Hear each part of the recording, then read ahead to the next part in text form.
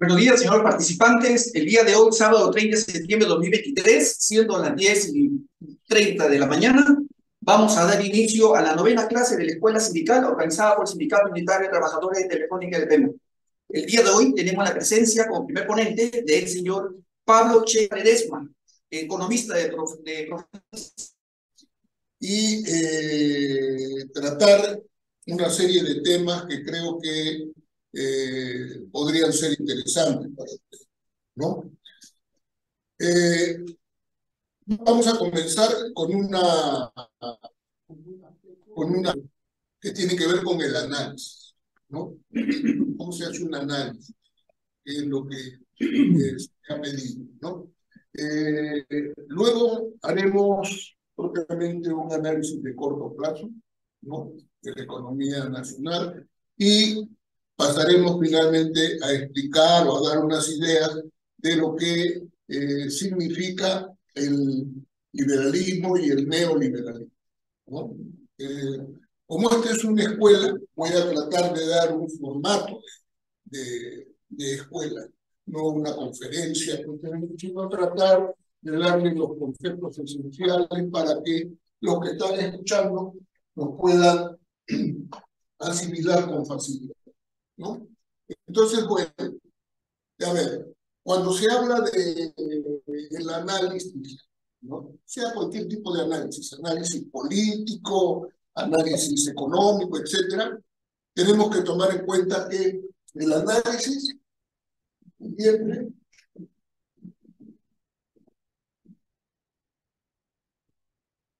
siempre tiene dos niveles, ¿ya? Uno es el análisis de coyuntura y el otro es el análisis de largo plazo o el análisis estratégico.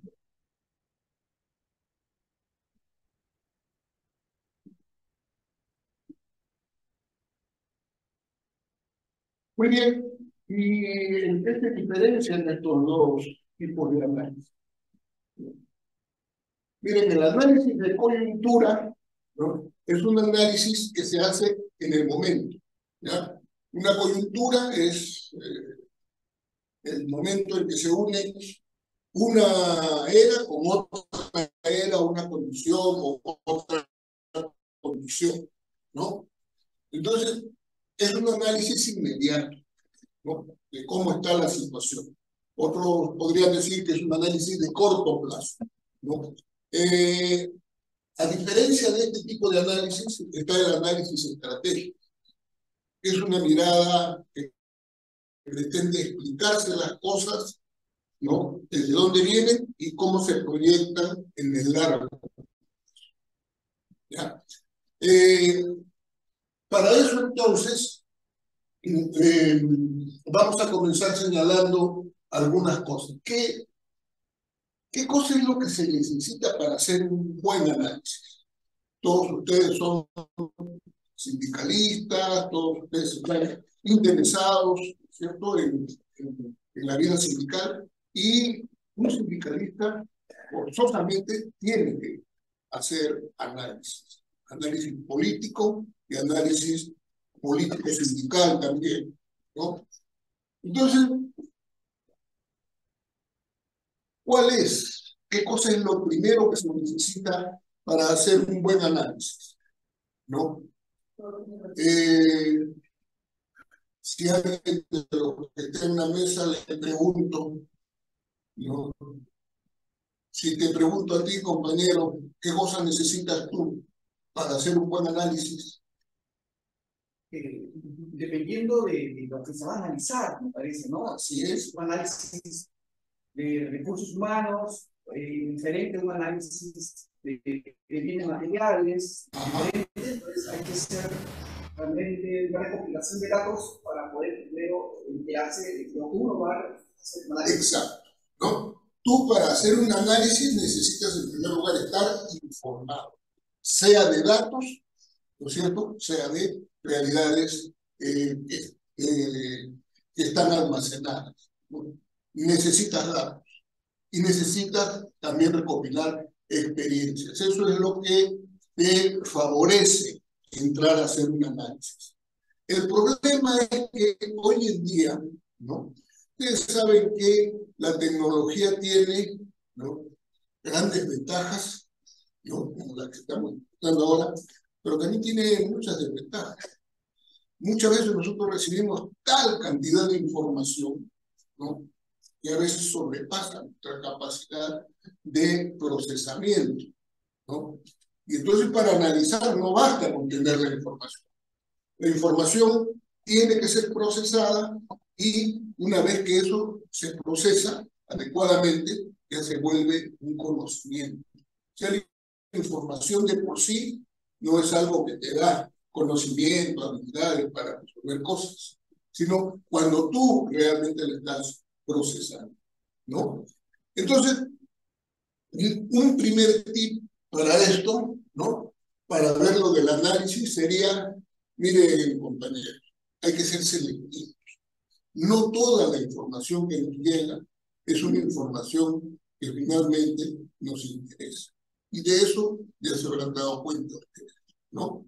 Entonces, tenemos que aprender a seleccionar cuál es el tipo de información que nosotros nos va a interesar, ¿no? Hay otras que simplemente la leeremos por curiosidad, etcétera, pero hay que saber procesar, seleccionar cuál es la información que vamos a procesar, ¿no? En segundo lugar, tenemos un gran problema ahora, ¿no?, en lo que se refiere a la información. Hay una palabrita que viene del inglés, ¿no?, que se llama fake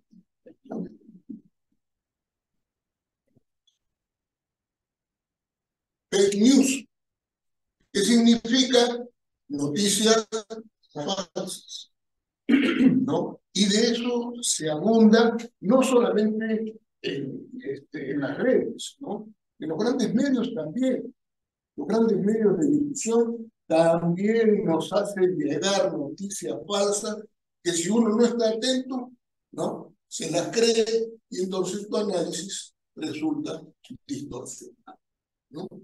Entonces, hay una cuestión que es muy importante, ¿no? Busca más de una fuente. Cuando tú tengas la sensación de que tal cosa que te están diciendo no es real, busca otra fuente, ¿no? Y procura comparar, ¿no? Hay cosas en las cuales tú no necesitas ser experto en el caso para darte cuenta, ¿no? Por ejemplo, si a ti te dicen, ¿no?, hay un caso, ¿no? En el año 98 se produjo una crisis que era la crisis asiática. Entonces vino un ministro de Economía, ¿no?, en esa época, y nos dijo a todos los que no se preocupen, ¿no?, el Perú está muy lejos del Asia, no tenemos tanto comercio.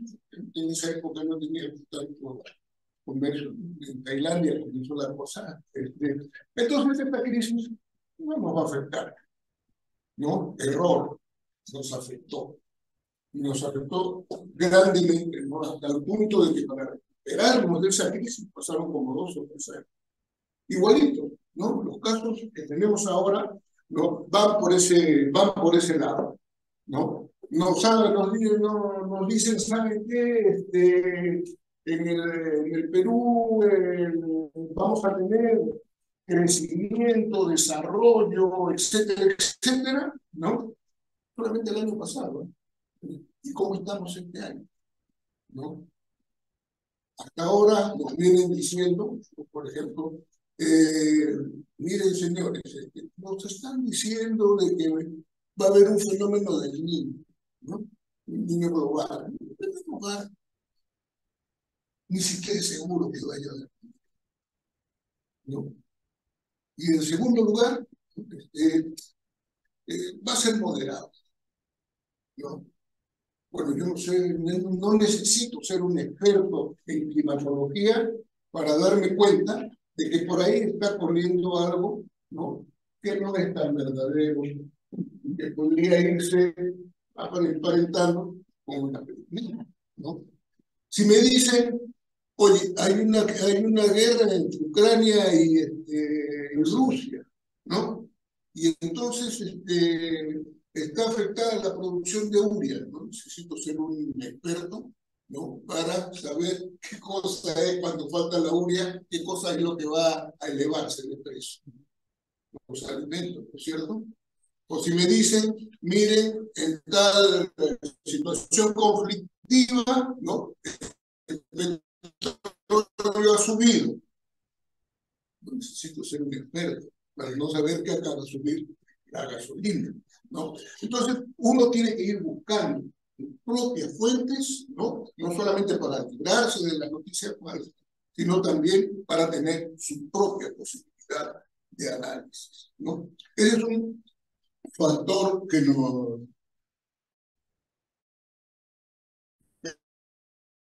parece, ¿no? Que es procesar esa información para volverla un conocimiento. ¿Por qué? Porque es el conocimiento lo que te permite usar eso para resolverlo, ¿no? Ahora bien, hay otra manera también de enfocar estos temas, ¿no? Cuando hay un problema que es global, siempre tienes que estar atento, ¿ya? Un problema global, como por ejemplo lo que está pasando ahora con el clima, ¿no? Tienes que estar atento, no solamente como un problema estratégico, también con un análisis de coyuntura. ¿Por qué? Porque lo estratégico siempre tiene un comienzo, ¿no? Y comienza, como se dice, el largo plazo comienza ahora. Entonces, las medidas que tomes ahora no pueden ser medidas que estén en contra, ¿no? De lo que estamos señalando. Ahora bien, estos dos, ¿no? Son análisis que no son separados, tienen puntos de conexión, ¿ya? Y por eso también las cosas que yo voy a plantear tienen que ver con relación entre lo estratégico y lo de coyuntura. Miren, el Perú tiene un problema ahora, ¿ya? Que aparece en todos los informes inmediatos. ¿Cuál es? 50% de los niños en el Perú sufren de anemia. ¿Ya? ¿Ese es un problema grave o es un problema que podría pasar? Es un problema realmente grave. Si le damos una perspectiva estratégica, ¿no? Vamos a tener que esos niños que tienen anemia ahora, cuando sean adultos, van a tener las capacidades reportadas, ¿cierto? Entonces tenemos que enfocarlo desde ahora. ¿Y cómo lo enfocamos? ¿No? Bueno, hay cosas, ¿no?, que sirven para unos casos y cosas que sirven para otros casos.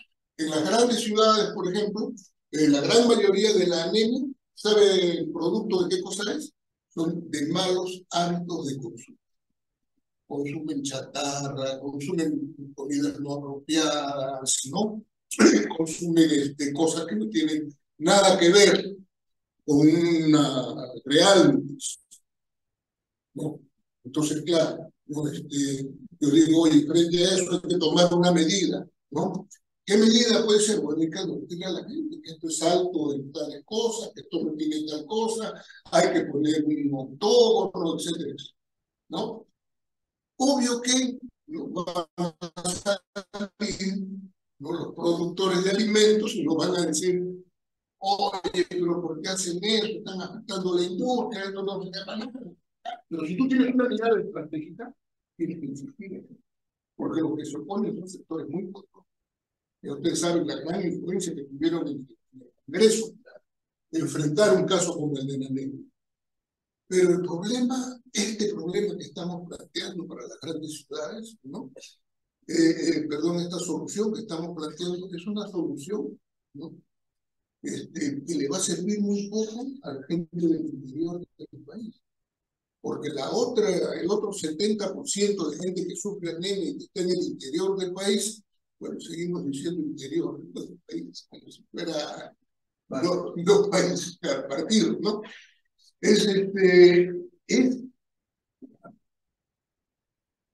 O sea, esta gente sufre en las provincias, en las regiones más alejadas. Anemia no es porque esté consumiendo comida chatarra, con malos hábitos de consumo, es por hambre.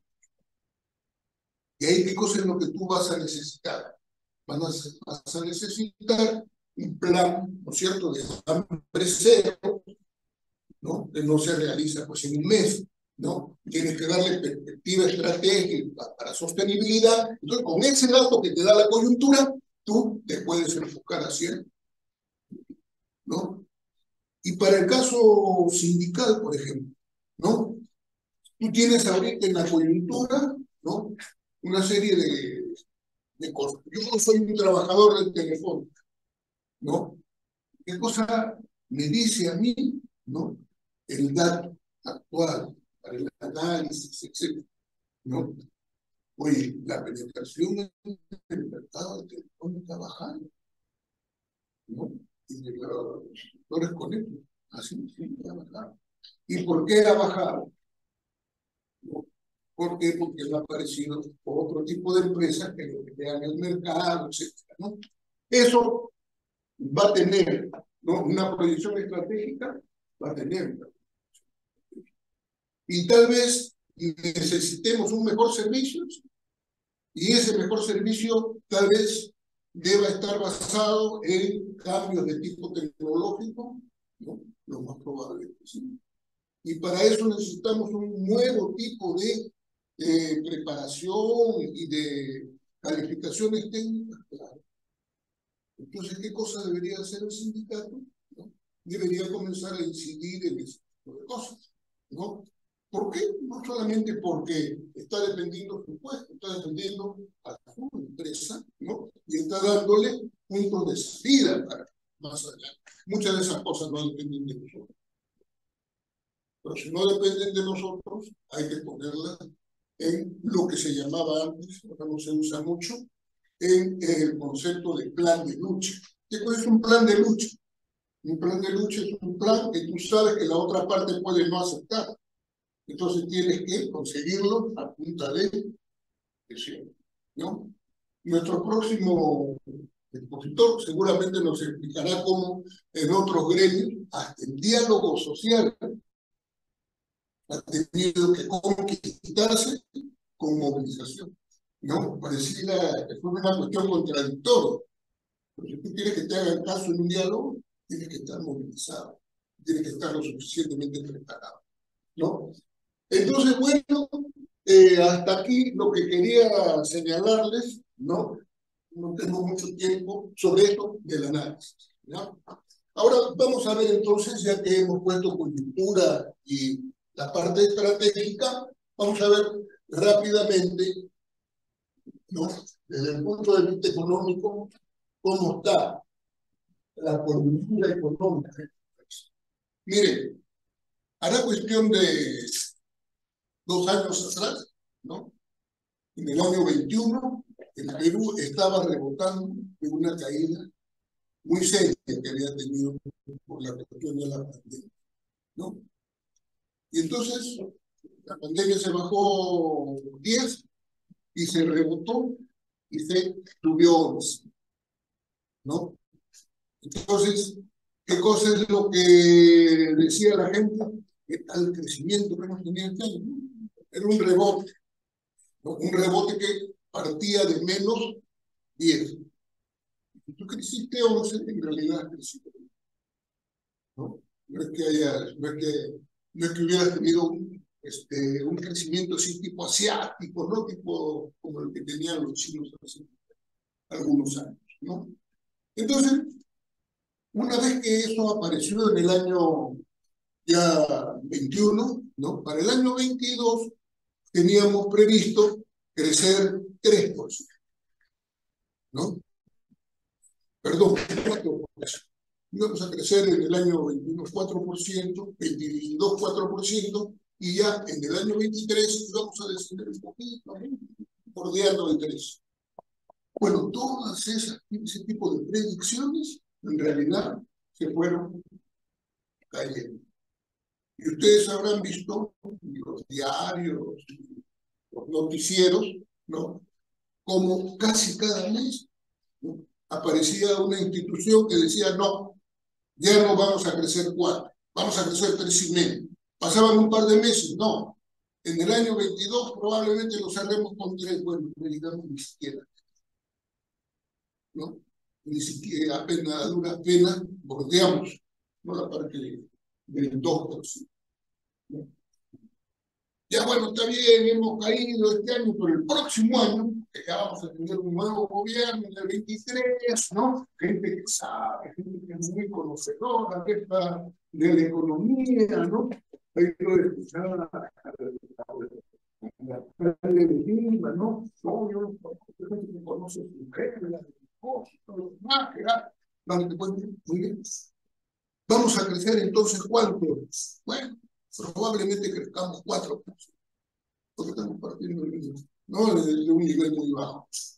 Bueno, a comienzos de año, no, todavía había ¿no?, pero ya cuando comenzó enero, febrero, marzo, ¿no?, ya el optimismo se fue diluyendo. No, ya no vamos a crecer 3%. Vamos a crecer 2,8. Sí, por menos 2,8, ¿no? Bueno, y para mediados de año, ya la cosa se puso así, ¿no?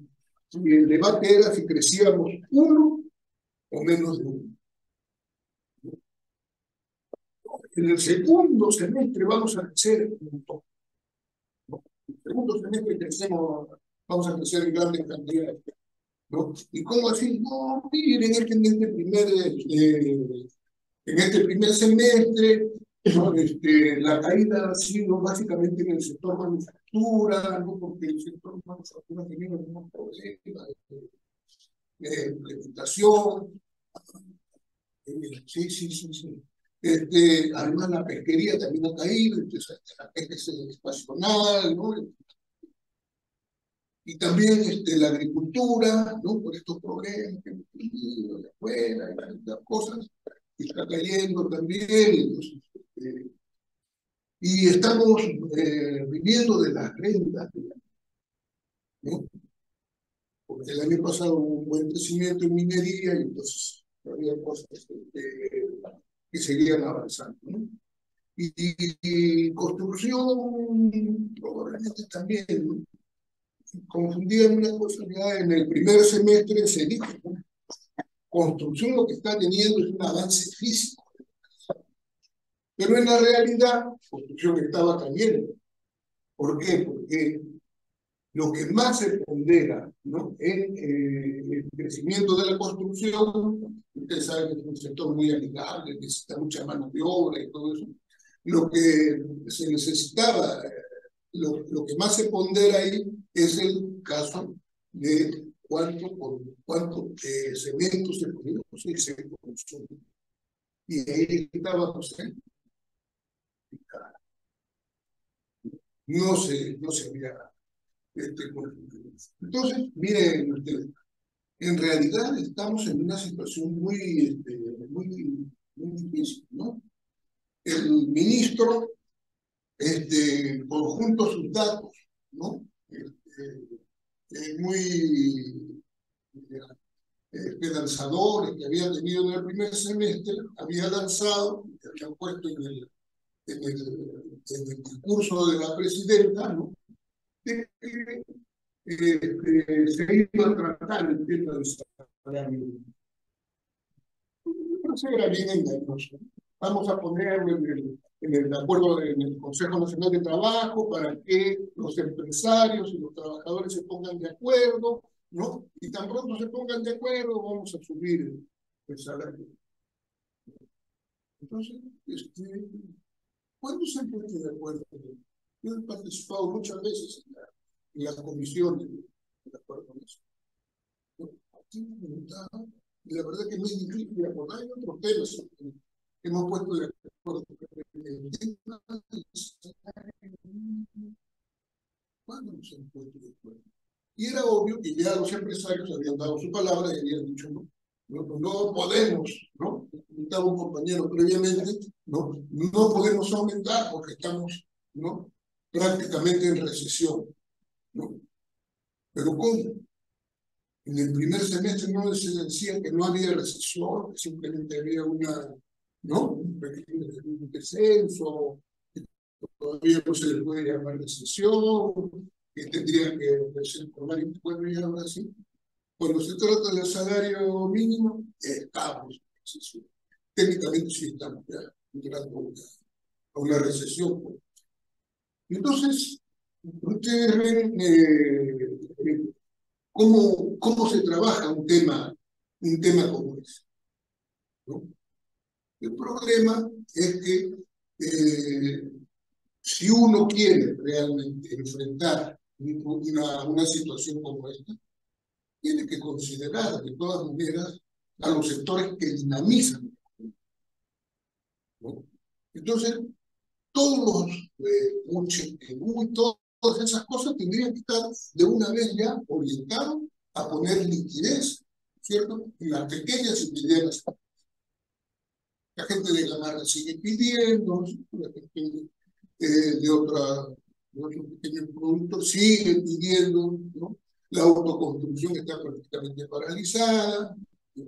Y por otro lado, tenemos también un tema en el cual quieres ver el problema, ¿no? de la alimentación de la gente, tenemos que saber que la inmensa proporción de alimentación de la gente viene de la agricultura familiar.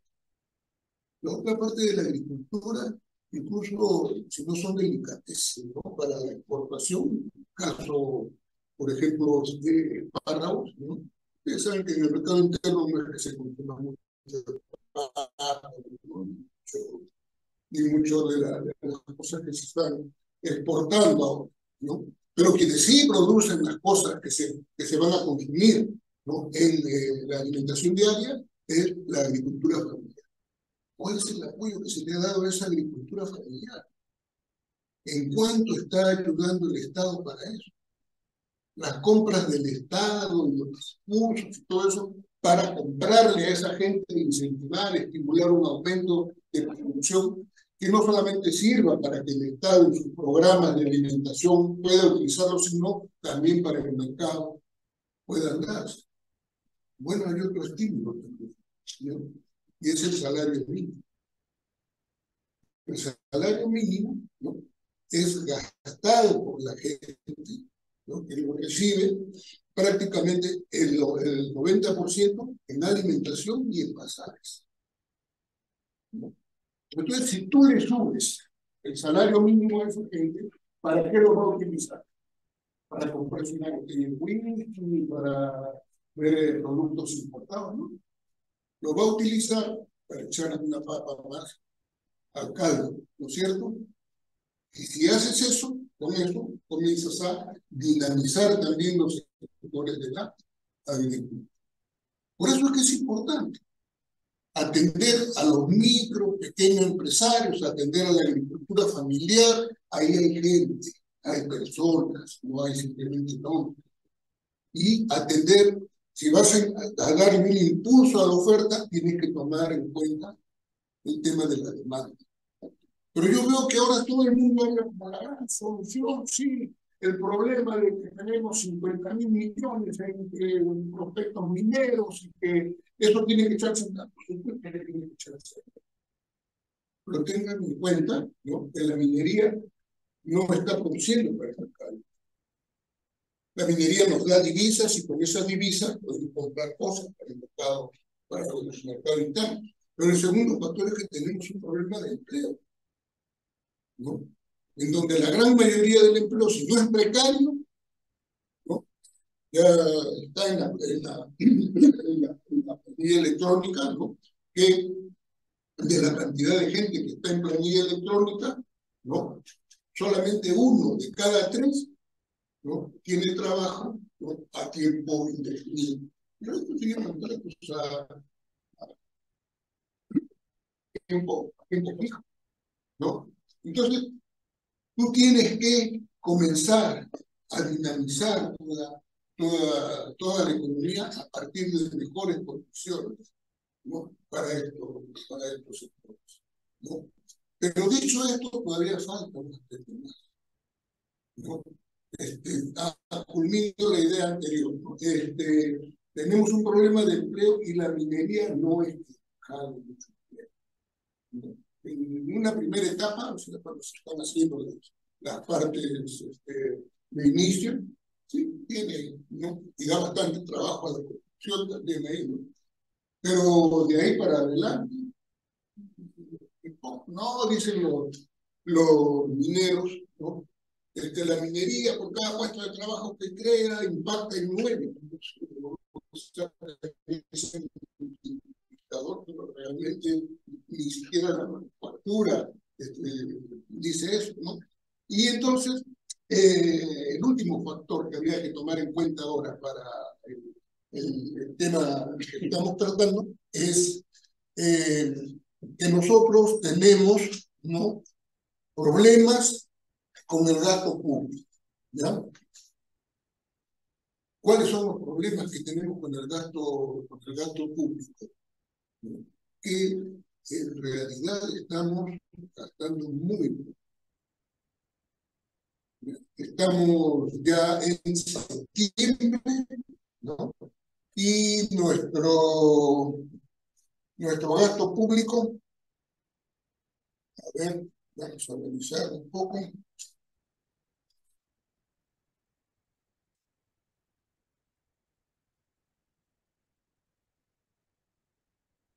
A ver, hasta julio, ¿no?, comienzos de agosto, se había gastado el 32.8%, ¿no?, de todo lo que debía haber gastado el Estado.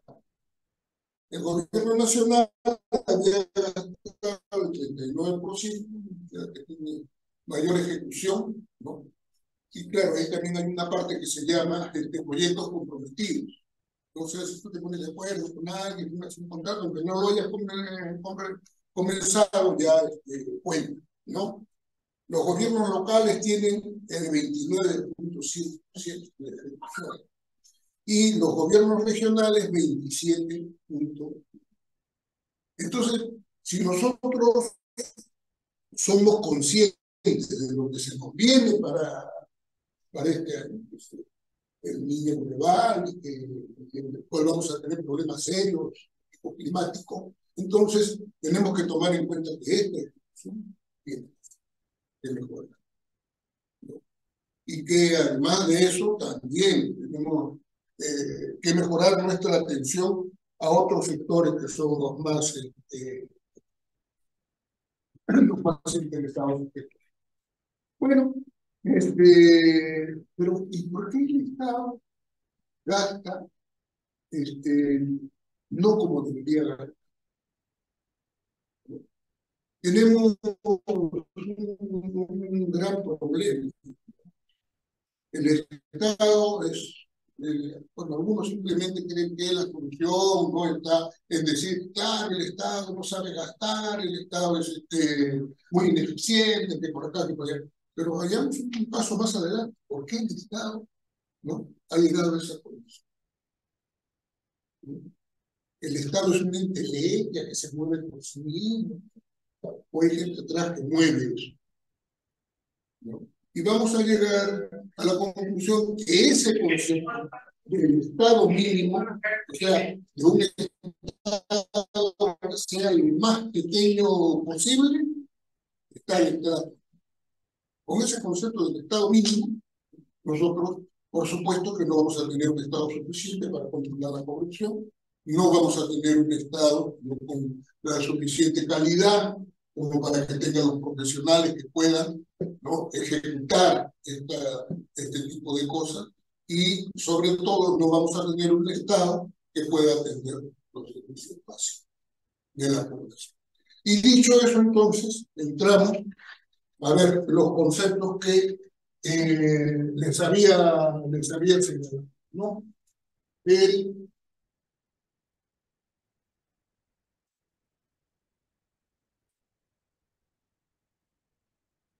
neoliberalismo es, ¿no? ¿Qué es el neoliberalismo? ¿No? ¿Y a dónde? ¿A dónde? A ver, ¿quién me puede decir qué cosa es, qué significa o qué cosa es el liberalismo?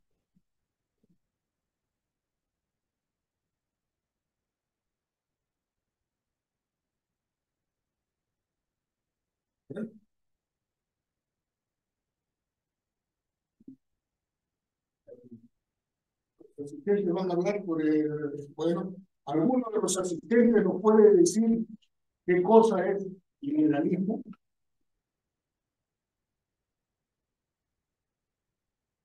¿De dónde viene la palabra liberalismo? Bueno, vamos a ver. Esto es importante, ¿ya? Porque a veces nosotros conocemos más o menos en la idea o en el concepto qué cosa son algunas, qué cosa significa algo, ¿no? Pero tenemos que tener la suficiente bagaje de conocimientos para que esto, ¿no?, pueda ser planteado, porque si no en un debate no te paran de cabeza, ¿no? Por ejemplo, hay un personaje argentino que se llama ultraliberal. Como es ultraliberal, quiere desaparecer el Estado, quiere, ¿cómo se llama? Hasta el Banco Central de Reserva lo quiere tirar a... Entonces, el liberalismo es un término, ya, que parte de la palabra libertad, ¿no? El liberalismo supone que uno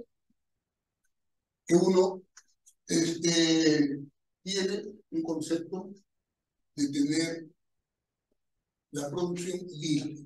¿Libre de qué? Libre de controles excesivos del Estado. El Perú ha llegado, ¿no?, a esta fase y por eso es importante que conozcamos, ¿no?, algo que tiene que ver con esto, ¿ya? Fíjense, nosotros hemos tenido, ¿no?, algo que se conoce como la economía, ¿no?, que tiene patrón de acumulación. Ahora se le dice también modelo, ¿verdad?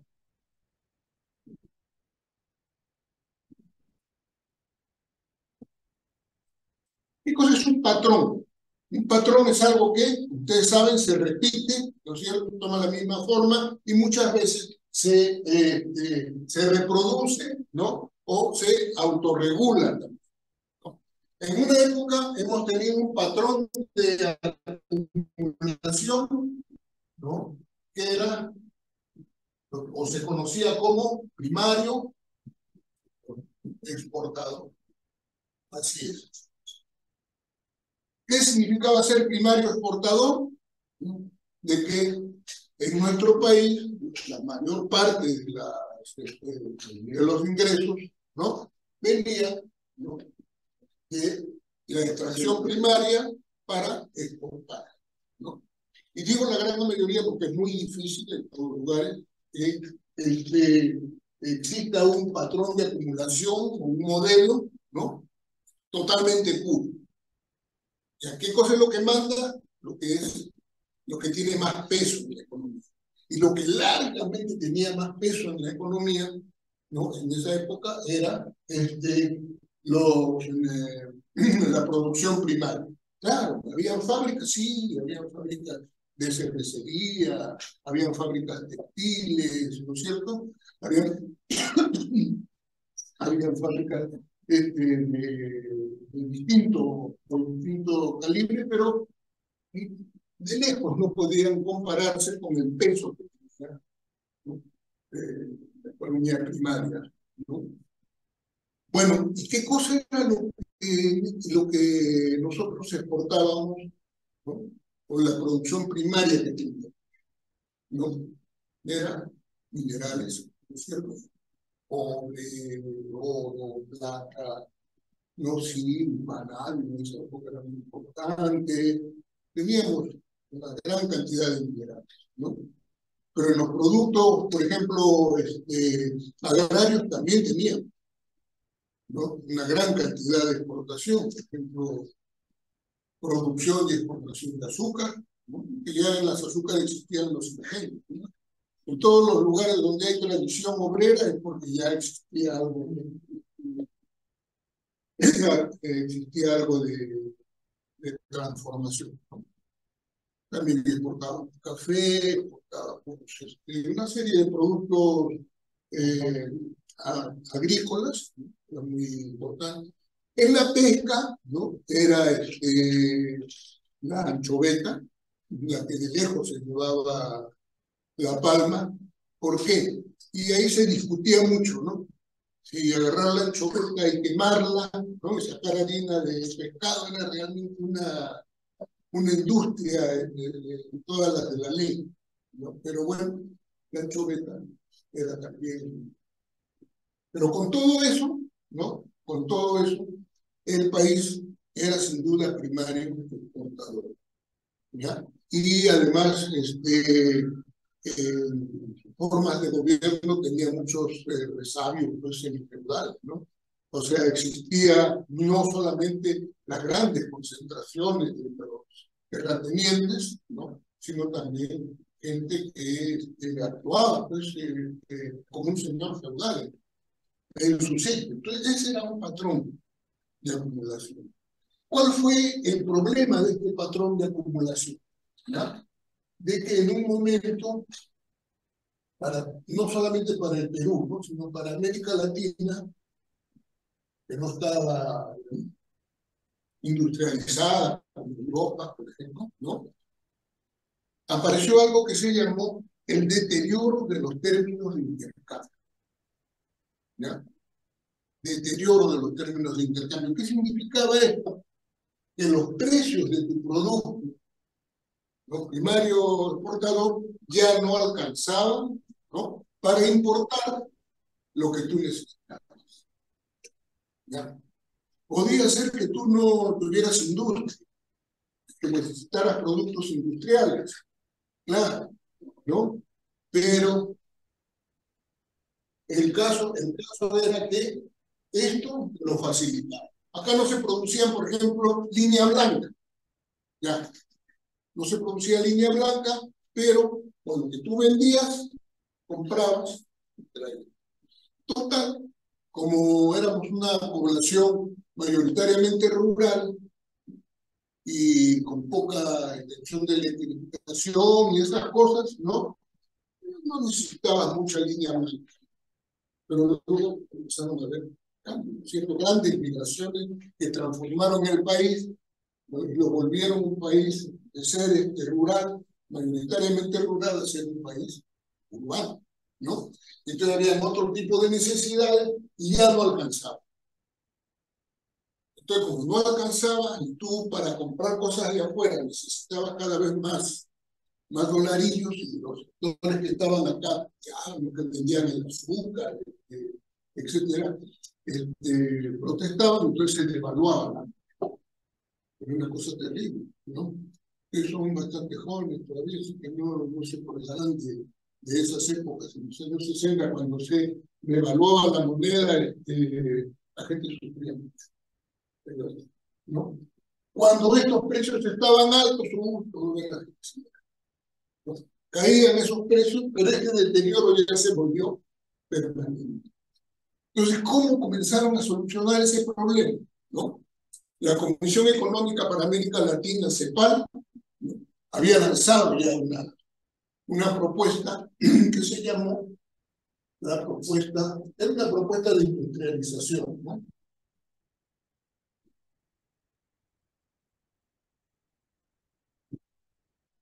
¿No? La propuesta es industrialización para sustitución de importación. Ya lo que importábamos con esto, ¿no? Ahora lo íbamos a producir nosotros mismos, ¿no? Quien impulsó esta propuesta no fueron los políticos que prometían reforma, los políticos de los años 60, no que prometían reforma agraria, no que prometían un nuevo cauce para el país, fueron los militares, el gobierno de la escuela. ¿Por qué? Porque dicho sea de paso también había un gran movimiento revolucionario en el mundo y los militares no eran ajenos a eso, ¿no? Si acá no cambiamos esto, ¿no? ¿Qué cosa? Se nos va a venir la gente encima. La influencia de la Revolución Cubana, por ejemplo, le metía miedo a un montón de gente en esa época, ¿no? Entonces, el proyecto, ¿no? Tenía varias partes que lo vamos a describir rápidamente. Por ejemplo, se trataba de asegurar que los productos que se necesitaban para el desarrollo industrial, ¿no? Estuvieran en manos del país. Entonces, muchas minas comenzaron a pasar a Estado, ¿no es cierto? Necesitabas energía, había que crear una empresa, ¿no? Que te proveyera Electroperú, por ejemplo, ¿no? Pero necesitabas también energía como el petróleo. Entonces, ¿no? Uno de los primeros pasos que dio el gobierno militar fue tomar el petróleo, ¿no? De la International Petroleum Company instalada, ¿no? Que era un estado de otro estado, en verdad era vergonzoso. Los militares se reportaron bien, pero además promovieron, ¿no? La ¿cómo se llama? Exploración, ¿no? En la selva se encontró petróleo. Pero como tenías que traer el petróleo de la selva, ¿qué hiciste? Un gran oleoducto, ¿no es cierto? Hasta el norte, pues hasta Talán, ¿no? Y así, ¿no? Cada caso que necesitaba, por ejemplo, íbamos a necesitar fierro, materiales de construcción, etcétera. Ahí estaba Chile, ¿no? La siderúrgica y una serie de empresas, ¿no? Que el objetivo era eslabonar, ¿ya? Nuestras materias primas con productos terminados, ¿no? Bueno, finalmente hay una parte que tenían que cumplir también los empresarios, y era que ellos tenían que crear partes y piezas nacionales. Cuando eso comenzó a fallar, surgió nuestro primer problema, ¿no? Que terminó por agotar. Por ejemplo, tú necesitabas hacer licuadoras acá en el Perú. ¿No? Era el ejemplo que se ponía en clase, ¿no? Entonces, para hacer esas licuadoras, tenías que importar, ¿no? Todos los insumos y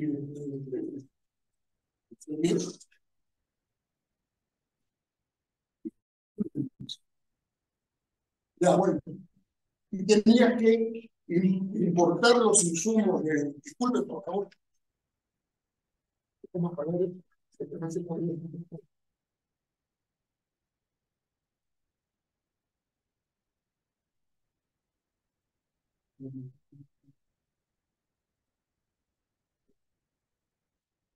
en una conferencia, disculpe.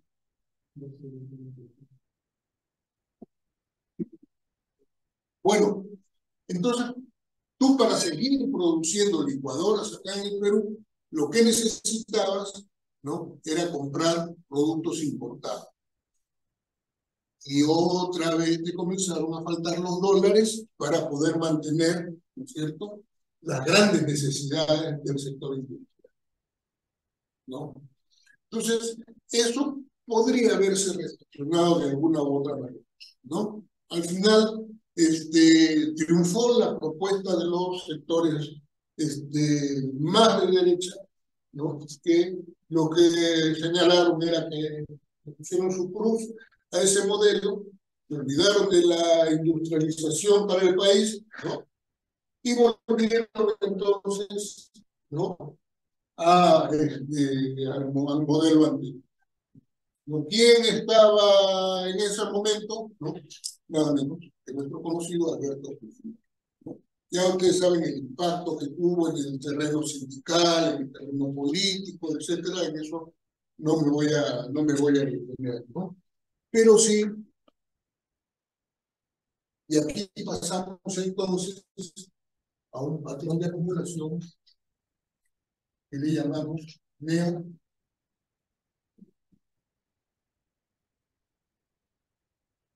neoliberal, ¿no? Y entonces, este liberalismo, ¿qué cosa es lo que perseguía? Al igual que el anterior, en el concepto inicial, lo que perseguía era que la economía estuviera libre, ¿no?, de cualquier tipo de control, ¿no? Pero ¿libre de quién? Del Estado. El Estado no tiene por qué meterse nada, ¿no? Y entonces, ¿quién va a regular la economía? Bueno, la va a regular el libre Estado, ¿ya? Entonces, cualquier otra intervención es una intervención que distorsiona. Ese es el concepto, ¿ya? Por ejemplo, ¿no?, en el lado sindical, ¿ya? Yo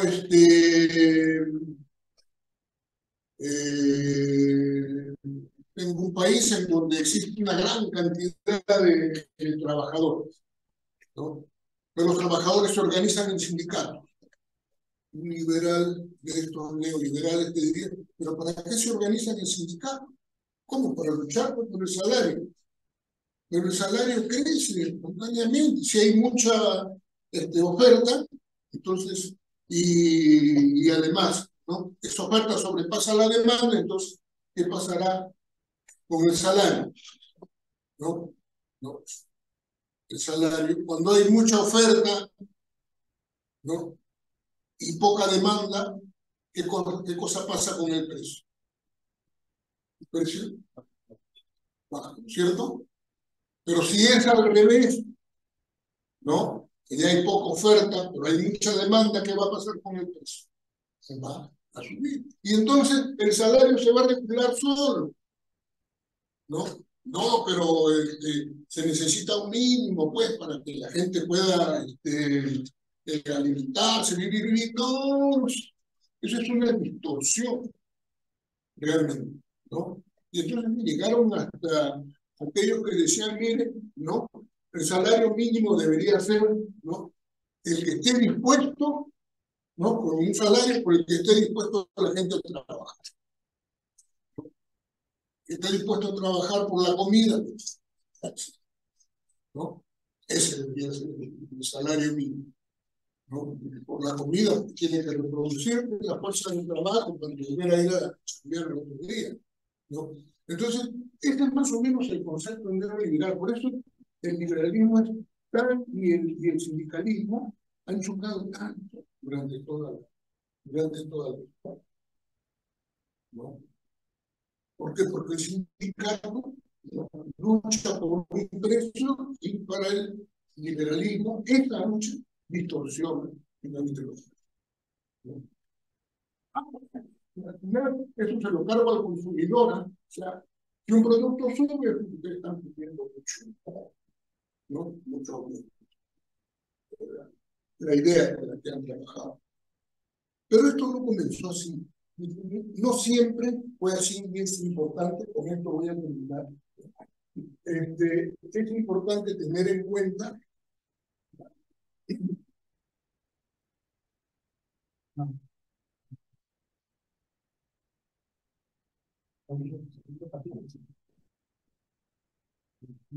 es importante tener en cuenta, ¿no?, que las ideas liberales fueron en un momento unas ideas progresistas, ideas que venían acompañadas de la conversación, ¿no? Y además estaban emparentadas, ¿no?, ya con el humanismo renacentista, ¿no? Que ponían al hombre en el centro, ¿no? En el centro del quehacer, ¿no? Eso es el humanismo, ¿no? Y las ideas liberales comienzan a, ¿no? Moverse con gran impacto también en América Latina. El problema es que en el Perú el liberalismo ha tenido no muy buena suerte, como vamos a ver más adelante, ¿no? Pero tuvieron momentos de desarrollo y momentos de desarrollo y de papel progresivo. ¿No? Entonces, miren, la idea, digamos, teórica, ¿no? Planteada por el liberalismo, que es un movimiento, no solamente, el liberalismo no es solamente un movimiento ya, económico, es un movimiento también de tipo político, es una doctrina, una filosofía, ¿no? No solamente económica, es económica, es política, ¿no? Y es social. ¿Ya? En la economía, ¿en qué se basa? ¿No? La idea central la planteó Adam Smith, que era, ¿no? Dejar hacer la existencia. Mejor ponemos en español, ¿ya?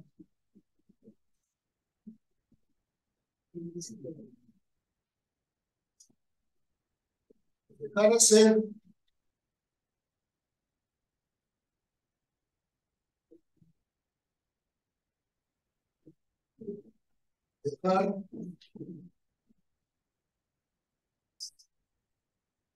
dejar hacer, dejar pasar. ¿Ya? Esa es la idea de lo que es la economía, ¿no?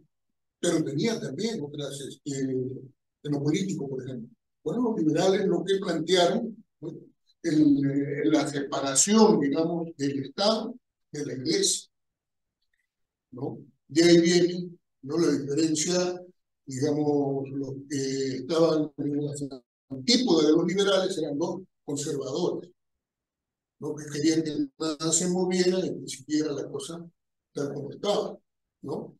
Entonces, pero no, si ahora la iglesia está separada del Estado, porque en realidad los liberales dieron ese movimiento. En el Perú, ya, miren, el presidente Pardo, ¿no? Había planteado eso, Pardo era un liberal, y eso no se plasma acá en el Perú, ¿saben hasta cuándo? Hasta la Constitución de 1933. Recién en el 33 eso se plasma acá. Antes, ¿no? La gente no tenía, por si acaso, partida de nacimiento, tenía partida de bautismo. Pero tú te querías identificar, permítanle a su abuelita, si tienen todavía, ¿no?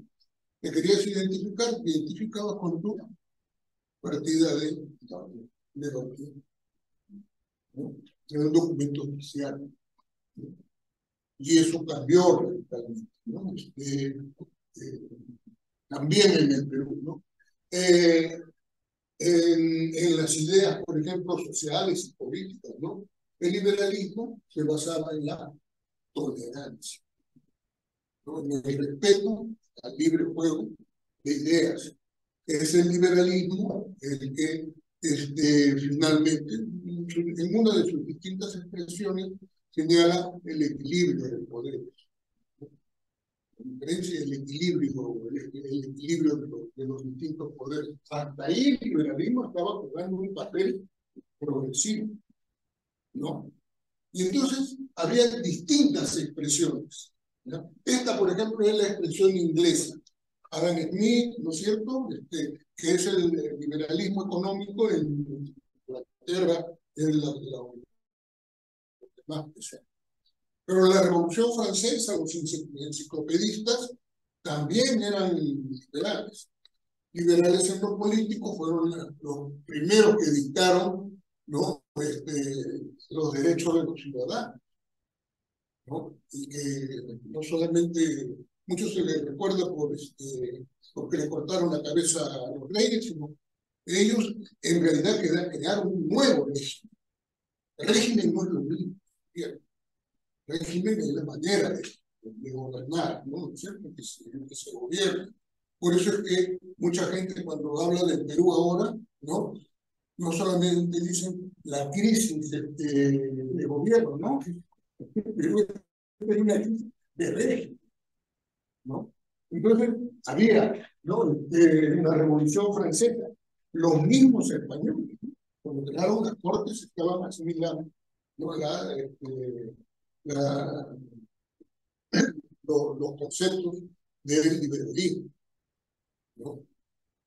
Y el desarrollo, entonces, de las ideas liberales no eran que se dieron de la noche a la mañana, ¿no?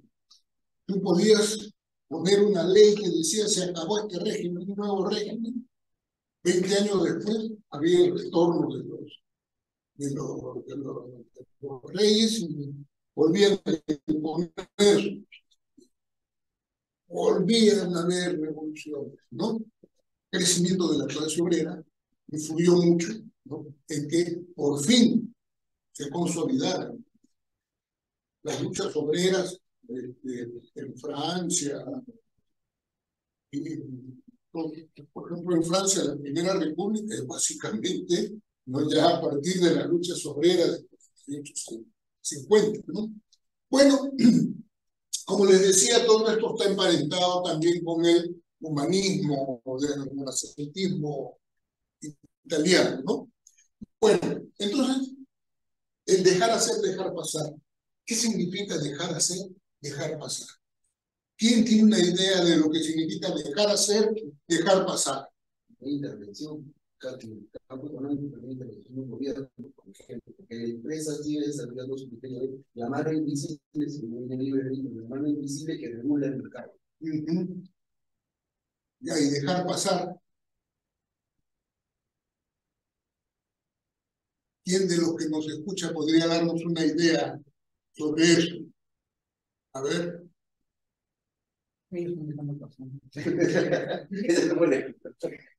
No será que dejar pasar es que también no haya ningún tipo de observación, limitación, simplemente bueno, que están ejecutando. Más o menos por ahí vamos, ¿no? Lo que ustedes están diciendo, ¿ya? Yo siempre trato de explicarles un grafitito que tal vez antes se nos he señalado, ¿no? Supongamos que esto sea un reino, ¿no? De europeo, ya del siglo XVII, ¿ya? Y entonces en medio de ese reino, ¿quién estaba? Estaba el reino, ¿cierto? Entonces el rey tiene influencia en todo el reino, ¿no? En el reino de España, por ejemplo, si tú conquistabas algo, tenías que darle bien, ¿okay? Tenías que darle la suya, ¿ya? Entonces, al lado del rey, ¿quiénes estaban? Estaban sus primos, que eran por lo general los duques, ¿no? Y estaban en los ducados, ¿ya?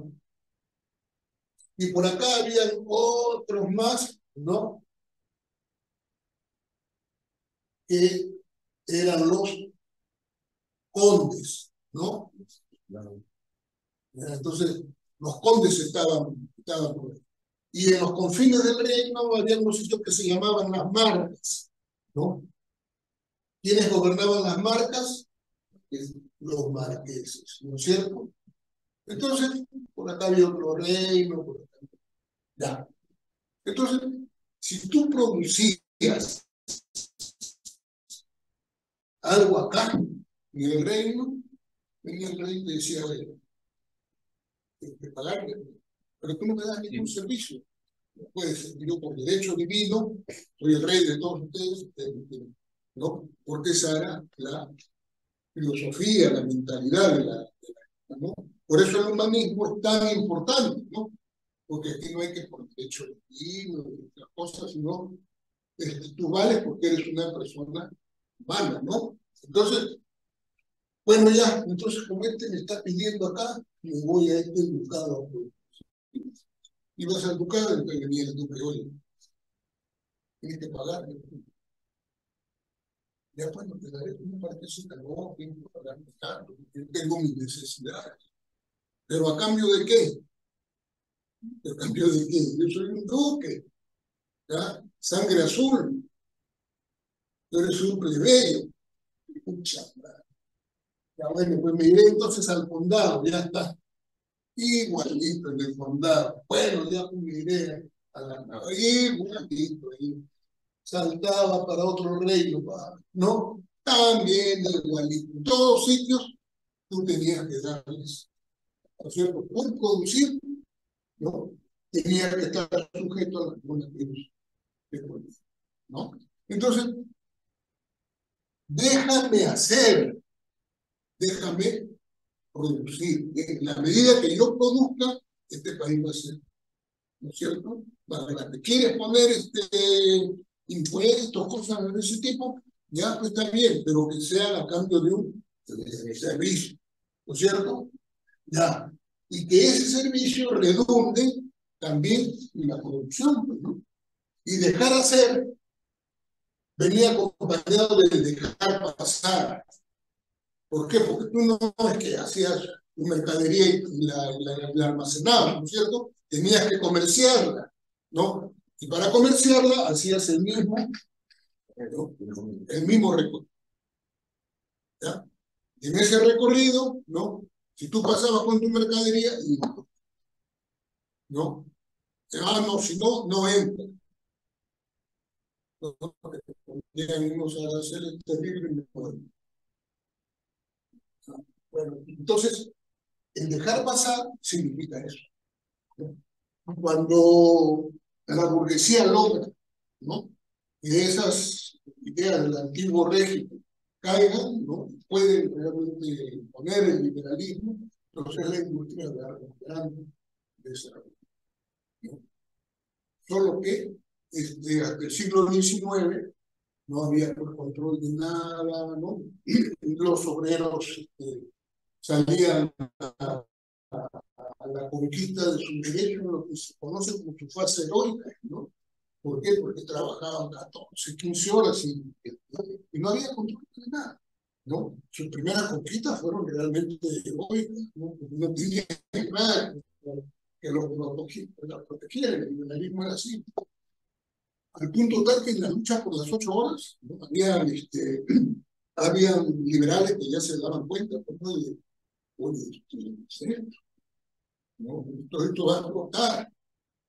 Y se ponían del lado de las 8 horas, ¿no?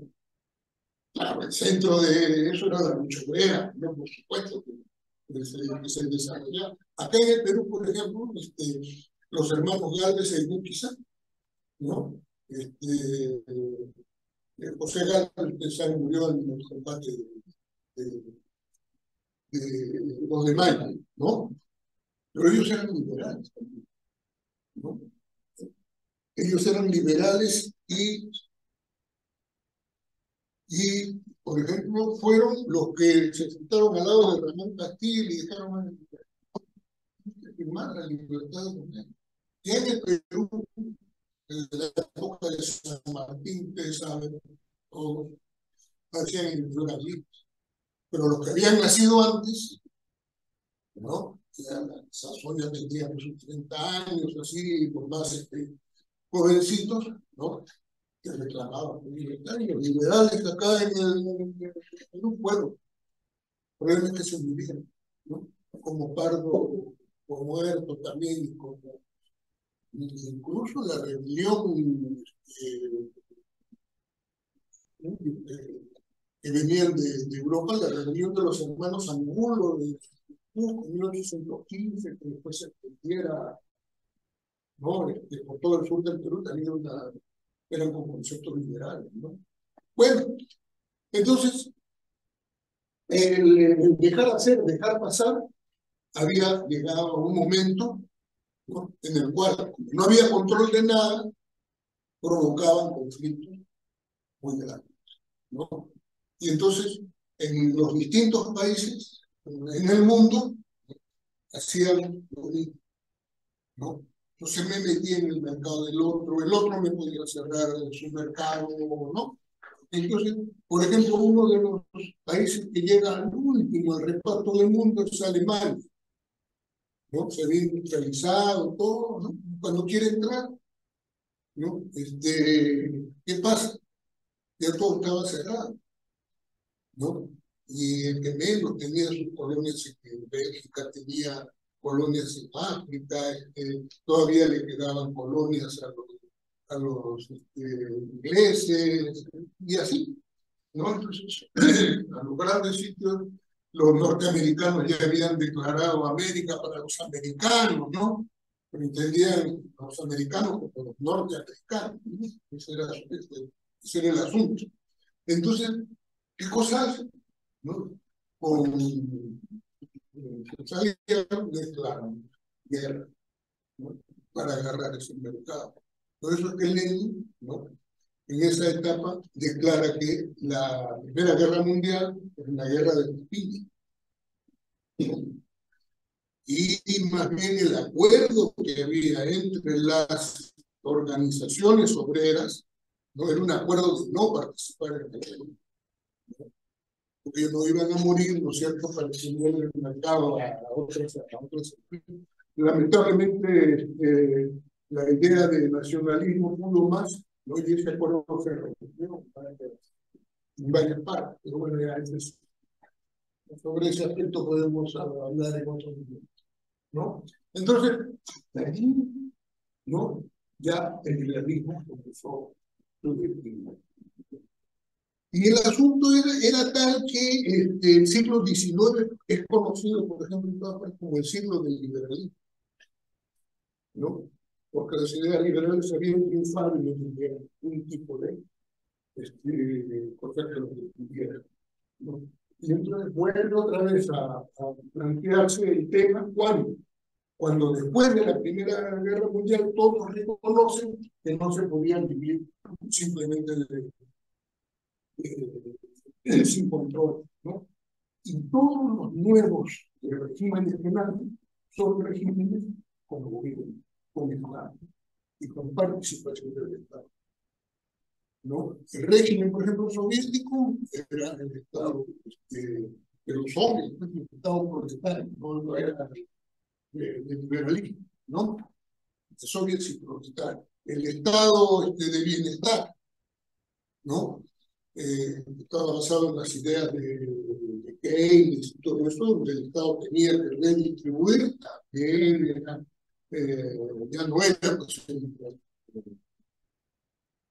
y lamentablemente también el Estado fascista, ¿no? Los gobiernos fascistas son gobiernos con amplio control del Estado, solamente que es un control totalitario, ¿no?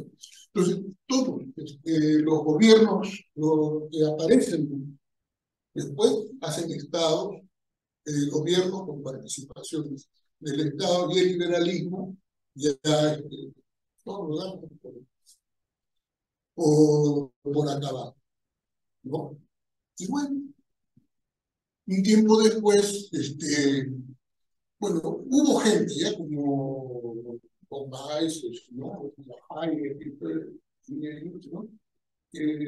Siempre defendieron este tipo de ideas, pero ya no se podía replantear eso, ya había fracasado. Entonces aparecen lo que se llama las ideas del neoliberalismo, ¿no? Se habían juntado un grupo de estos conservadores, ¿no? La sociedad que le pusieron Pellegrini, ¿no? Y este grupo de conservadores lo que saca es la idea de que el liberalismo debería ser igual al liberalismo que había sido hasta más o menos 1920, ¿no? Entonces esta gente utiliza un movimiento como el neoliberalismo.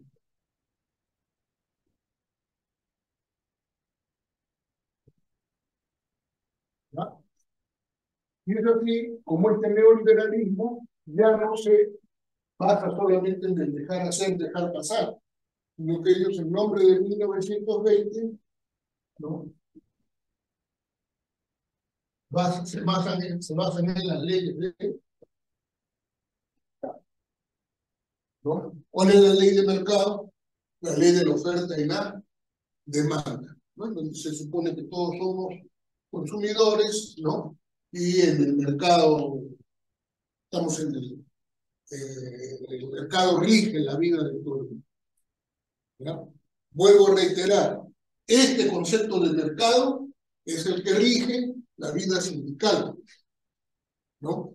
Este concepto de mercado es el que en general, este concepto es el que en general rige la vida social en el mundo. Y esto es lo que se aplicó en el país, ¿no? En los años 90, ¿no? Entonces, el Estado, que tenía muchas empresas, son totalmente privatizadas. El Estado no puede ser empresario, salvo aquellos que señalan la ley. En segundo lugar, ¿no? Nuestro Estado se vuelve un Estado muy pequeño, ¿no? Se repiten, por ejemplo, las ideas que ya esta gente había planteado, ¿no? Con Milton Friedman en Estados Unidos, ¿no? Se plantean, ¿no? Ya con el gobierno, con los gobiernos de Reagan y de la señora Thatcher en Inglaterra. Y esa es la misma gente que viene, los Chicago Boys, a plantear esa idea en Chile, con Pinochet. O sea, ya desde los años 70, ¿no? Es una idea que está en desarrollo, llega a Perú en los 90, desaparece al Estado como empresario y una de los resultados que tiene el neoliberalismo es minimizar cualquier resistencia. La resistencia más interesada en minimizar es la resistencia sindical, ¿no? Entonces, ¿cómo está nuestra economía ahora? Tiene mucho poder. Nuestra economía se ha reprivarizado, ¿no? Nuestro agro se ha reconcentrado. Son relaciones capitalistas, claro, no son las relaciones de tratamiento, pero está reconcentrado, ¿no? Tenemos una economía en la cual tú puedes tener mercados muy abiertos, ¿no? Y con cadenas de valor bien engarzadas en el mercado internacional, y tenemos otra gente en la más total de protección que trabaja por el mercado, ¿no?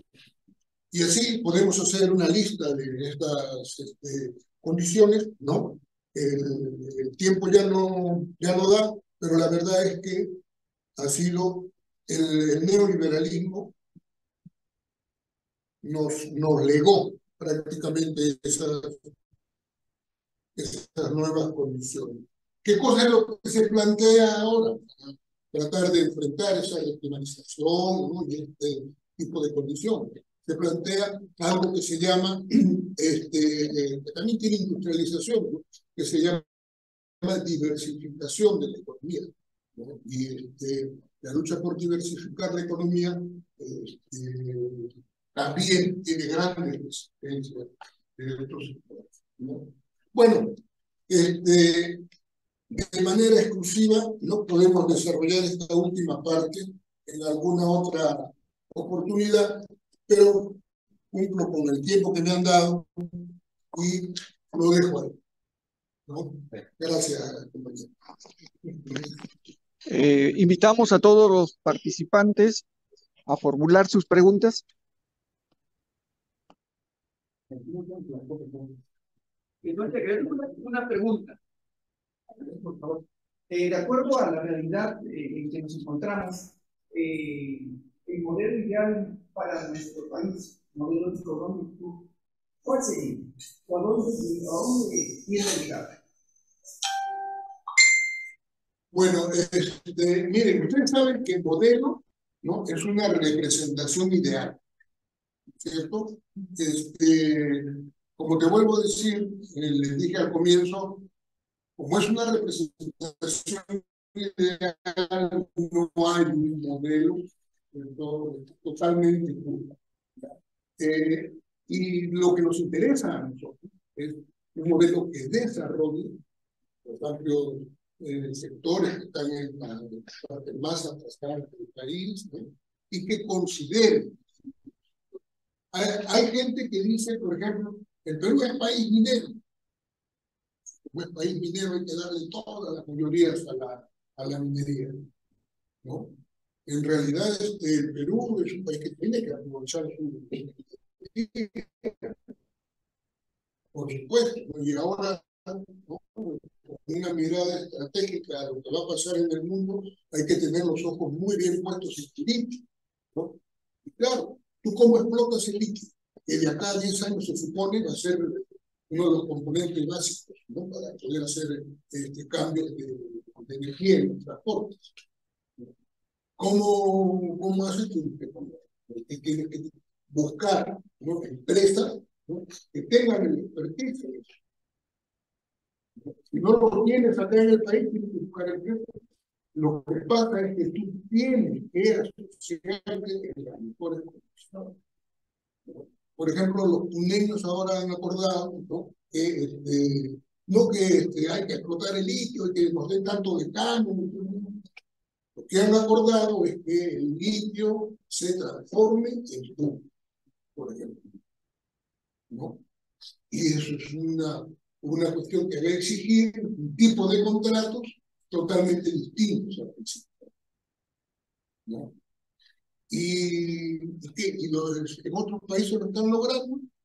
Bueno, pues, se está aprovechando la multipolaridad que hay en el mundo. Antes, cuando Estados Unidos era el bipolar, el que mandaba todo, ¿no?, era un poco más difícil, ¿no? Pero ahora, por ejemplo, los argentinos y los bolivianos, por ejemplo, para explotar su litio, tranquilamente van, buscan a los chinos que tienen la tecnología, sí, la hacen y nos transfieren, ¿no?, esa tecnología y la usan, ¿ya? El zinc, por ejemplo, ¿no? El zinc se puede manufacturar acá, claro que se puede. Y se ha descubierto de que es un aislante ¿cómo se dice? Cualquier aislante de bacterias y microbios. Hay gente que está haciendo los lavabos, todo eso y material quirúrgico de este material. No, probablemente no lo estamos aprovechando. Lo que necesitamos nosotros ahora es valor agregado a nuestra producción, ¿no? Y en segundo lugar, hay que diversificar, ¿no? Hay que tener mejores cosas para ofrecer. Sí, una consulta, una pregunta, perdón. Se hablaba de la CEPAL y también de lo que es la diferencia entre gobierno y régimen, ¿no? Entonces, y que eso se impactó más en los años pequeños con el gobierno de Velasco porque tuvimos una visión más de Estado, en todo caso. Ahora, sin salir del orden que se le cuestionó al gobierno, ¿se puede implementar un nuevo régimen que permita replantear todo este tipo de caminos para poder implementarlos? Bueno, mira, hay cuestiones que tienen que ver con la economía, ¿cierto?, que son de tipo técnico, y hay cuestiones que son ideológicas y que se disfrazan, ¿no? Por ejemplo, cuando se dice, ¿no?, el Estado es mal empresario y no puede gestionar ninguna empresa, ¿no? Y nosotros vemos que en Chile, en Francia, hay empresas del Estado, ¿no? Estamos en ¿por qué el Estado peruano no va a poder? ¿No?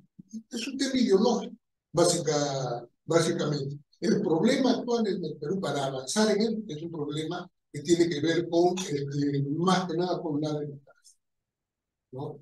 El régimen que tenemos aquí en el Perú es un régimen autoritario, ¿no? Que está siendo implementado, ¿no? Por partidos que no merecen el nombre de partido, en donde hay grupos de interés muy importantes, ¿no? Que se quieren repartir pues, el país, ¿no? El tema, por ejemplo, que pasa con las universidades, necesitamos educación de primera calidad, ¿no? Y sin embargo, lo primero que hace este Congreso es intervenir en favor de estos sectores, ¿no? De los dueños de universidades. Bien, señores participantes, el día de hoy hemos tenido la ponencia del señor Pablo Checa Ledesma. Para las personas que se han conectado luego de dar por iniciada, para comunicarles que aparte de ser economista de profesión, el señor Pablo Checa Ledesma es viceministro de Trabajo, ha sido secretario general adjunto de la CGTP y actualmente es director del Instituto de Estudios Sociolaborales. El día de hoy ha tenido a bien exponer sobre el tema modelo económico de Perú. Les pido a todos los presentes invitar los aplausos. Gracias.